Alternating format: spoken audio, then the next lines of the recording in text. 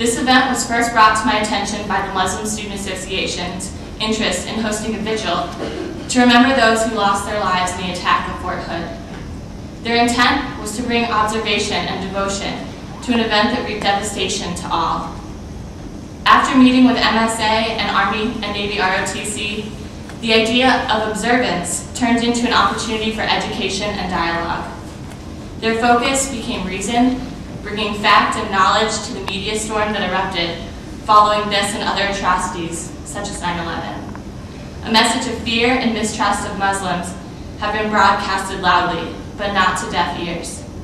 Tonight, the Army and Navy ROTC and MSA enthusiastically come together to bring discourse to a topic that continues to affect our lives.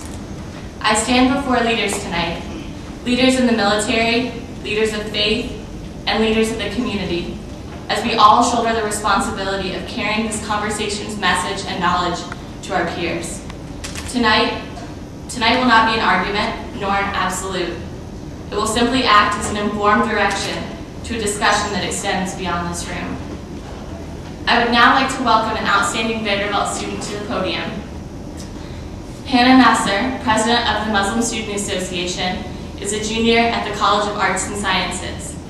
She's a neuroscience major with a minor in Islamic studies. Please join me in giving a warm welcome to Hannah.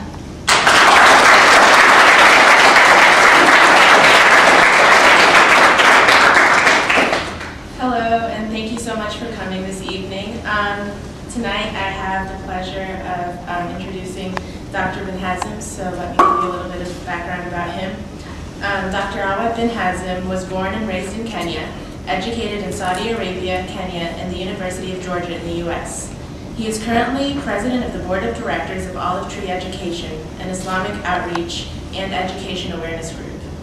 Professor bin Hazm's interest in Islam is in comparative religions and contemporary subjects, such as the engagement between Islam and the West. He has given numerous lectures in theology classes, local churches, law enforcement agencies, diversity and sensitivity training at workplaces, and at many schools and universities throughout the U.S., Canada, and Kenya. Dr. bin Hazm has also appeared on radio and TV programs to discuss various issues on Islam. In 1999, Dr. bin Hazm became the founder and later served as program director of a series of courses on Islam held in Nashville. These courses addressed Islamic belief, spirituality, moral code, monotheism, Muslim cultures and civilizations, and other contemporary issues. Dr. bin Hazm has lived and traveled extensively in the Muslim world and continues to do so every summer to experience the issues on the ground in the Middle East, Africa, and Asia. After the horrific events of 9/11, he served as a spokesperson for the Muslim community here in Nashville. And now I welcome Dr. bin Hazm to give us a little preview on Islam's teachings in this topic.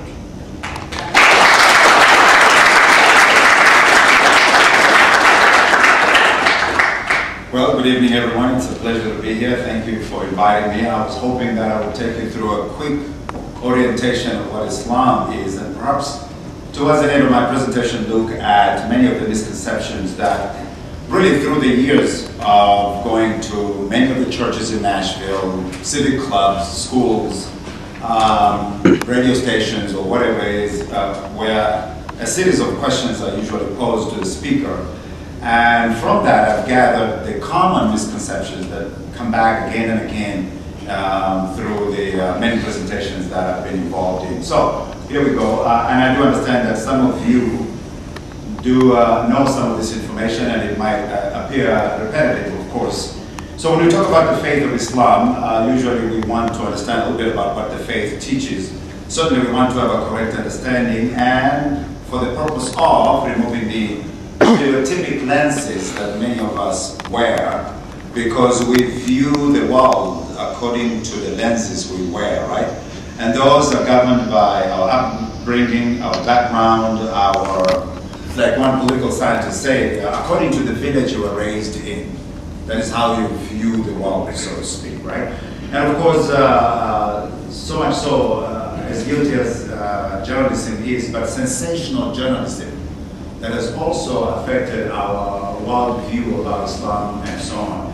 And of course, what is thrown out a lot there is this new, so to speak, world political order. The Muslim world, many of us know, is a world that exists in Africa and Asia and the Middle East.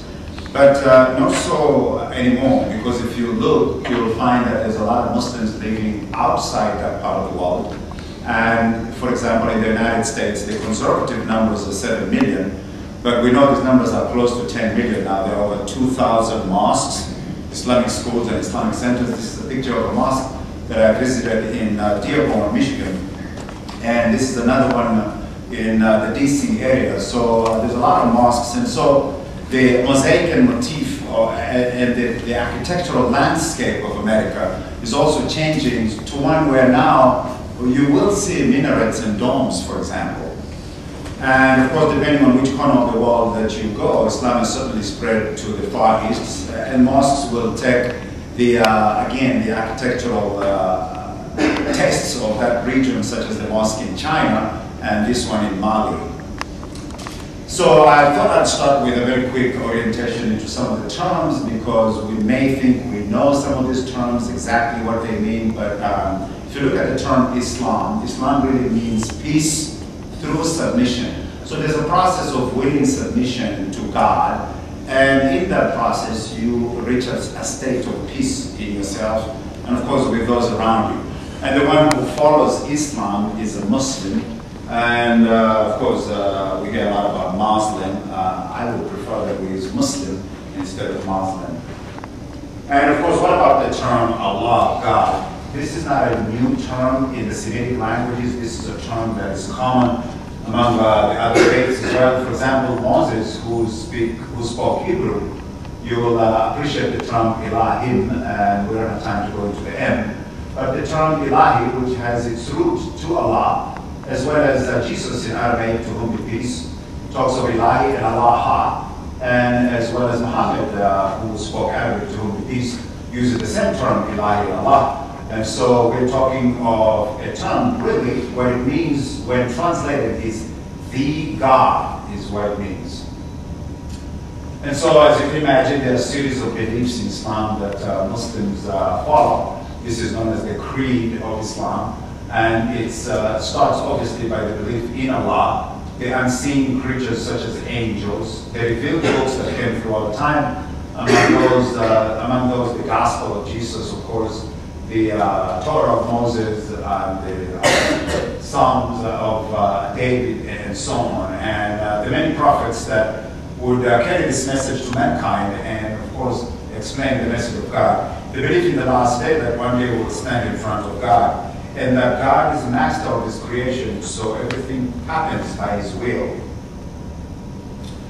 So what is the Quran? Because this is another question that I'm asked a lot. There's a lot of misconceptions about the understanding of what the Quran is. A lot of times when you ask non-Muslims, the expression that you get is that the Quran is a book that Muhammad wrote.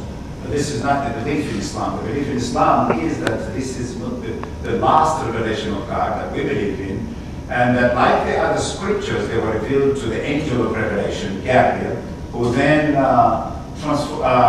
that information then was passed on to that particular prophet. And in the case of the Quran, that prophet was the Prophet Muhammad, who received this last revelation.